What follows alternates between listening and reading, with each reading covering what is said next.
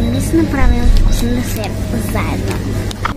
За рецептата ни трябва едно такова кексче или суфле. Същото. Ще го отворим.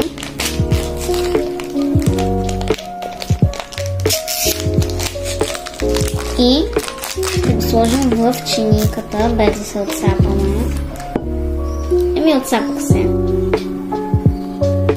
И го слагаме в микроволновата за 1 минута. Слагаме суфлето за 1 минута. Суфлето е готово.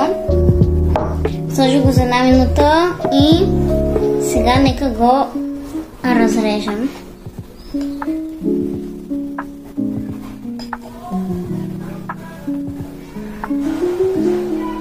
Изглежда ето така.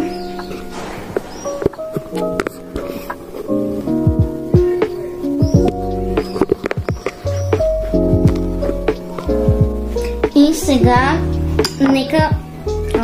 нека да го пробваме, само да се взема една виличка. Така. Взех си виличката и си стоплих едно прясно мляко. И сега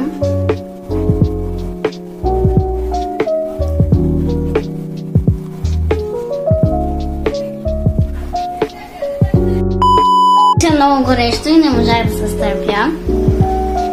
Иначе е много вкусно, 10 от 10. Сега ще пробвам млякото. Като мляко, ама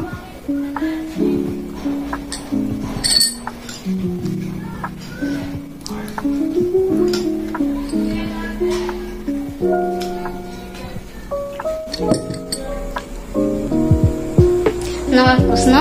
И сега си взех едно като кексче на бисквита. И ще го пробвам него. Само да го отворя. Ето го.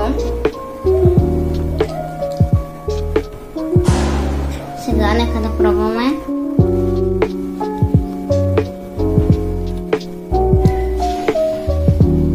Тук вътре е маршмелоу. Много е вкусно.